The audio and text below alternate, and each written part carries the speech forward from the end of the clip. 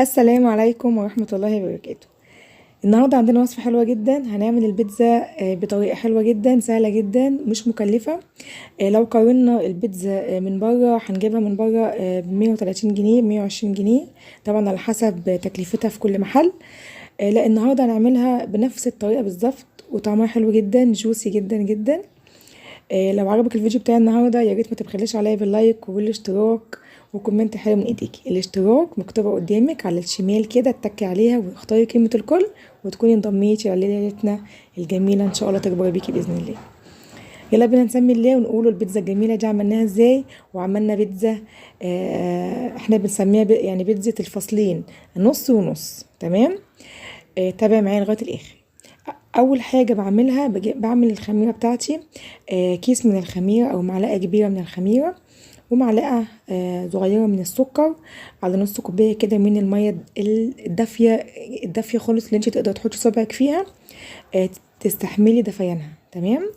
قلبتها لغايه ما كله داب معايا وركنتها على جنب.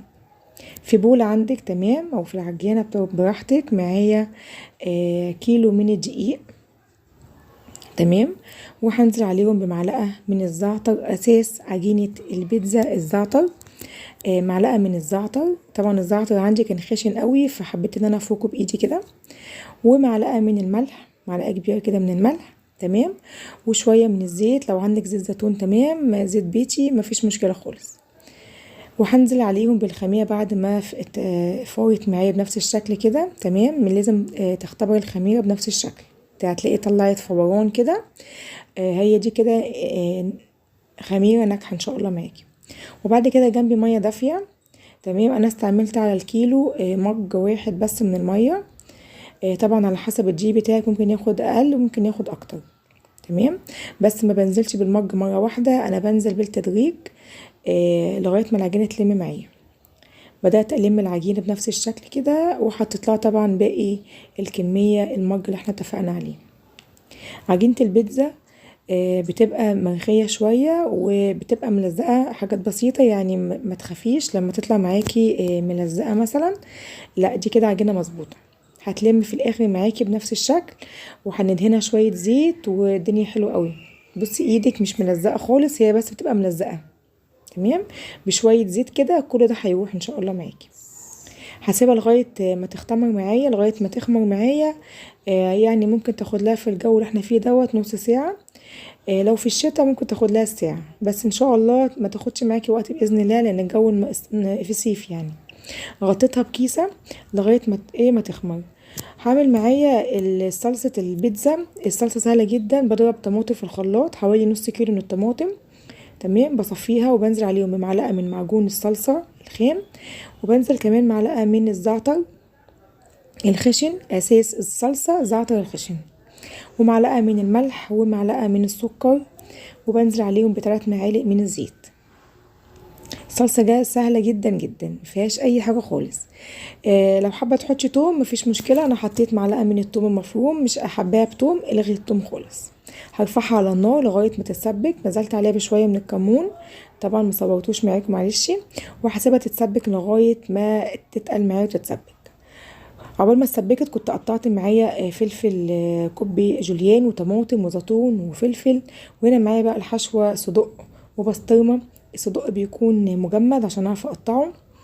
يعني بصي قطعي صدق وهو مجمد هتلاقي نتيجة مختلفة خالص، وهو طري وهو ناشف كده بيبقى مستحب اللي انت تقطعيه، بتاخدي نتيجة مظبوطة. لغاية كده تمام تمام. العجينة خلصت والخميرة خلصت والصلصة خلصت وكمان قطعنا الحشوة بتاعتنا بنفس الشكل. طيب انزلي حالا حطي اللايك بتاعك لو وصلتي معايا لغايه كده، وما تبخليش عليا باللايك، ساعدي اختك في القناه اللي وجه الله كده من عندك. وتكوني ان شاء الله كبرتي كده القناه بتاعتنا ان شاء الله. هعمل ايه بالصدق؟ هحطه كده على البيتزا؟ لا، انا هشوحه على النار. تمام. هنزل منه قدامه وهشوحه شويه مع معلقه من السمنه. هنزل كده بالصدق بتاعي وهشوحه وهغير لونه بنفس الشكل. هقعد اقلب اقلب لغايه ما لونه يتغير. وطبعا الصدق عندي مليان بهارات وفيه كل حاجه، بس هستكفى بشويه فلفل اسمر. تمام. وكمان هستكفى بشويه من الزعتر. وفي الاخر طبعا بحط الملح. خلاص هنا صدق عندي اخد لون، نزل ايدامه بنفس الشكل كده، جاهز على الاستخدام على طول. خلاص كده هرجع بقى للعجينه بتاعتنا. العجينه بتاعتي خلاص اختمرت، الحمد لله اللهم بارك، شكلها جميل جدا، اخدت بالظبط نص ساعه واقل كمان. تمام.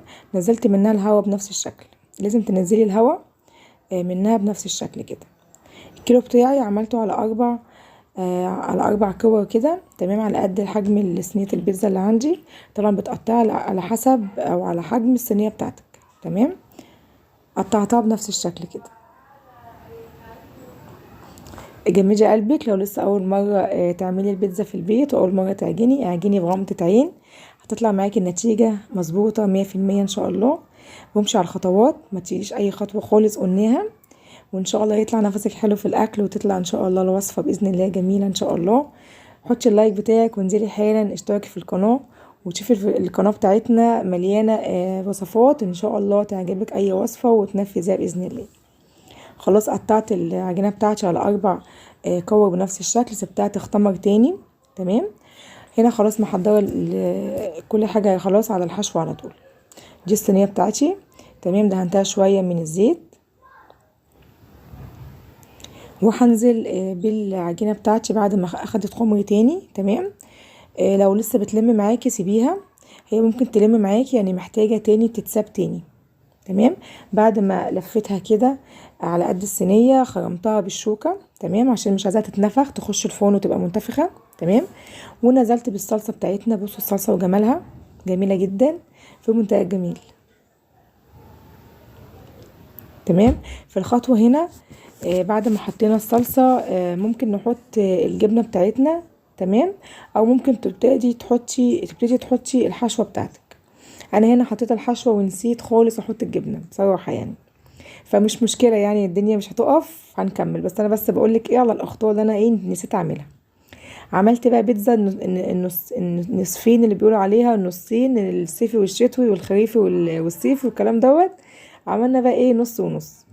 طبعا في ال4 فصول كنا بناكلها، بنجيبها مجهزه من بره، كنا بناكلها. وفي طبعا الفصلين، دي بقى كده الفصلين. خلاص حطينا نص بسطرمه ونص صدق، وحطينا الموزاريلا بتاعتنا. تمام. وانا من عشاق الجبنه التركي، مش من عشاق الموزاريلا، يعني انا بحب الجبنه التركي في البيتزا اكتر.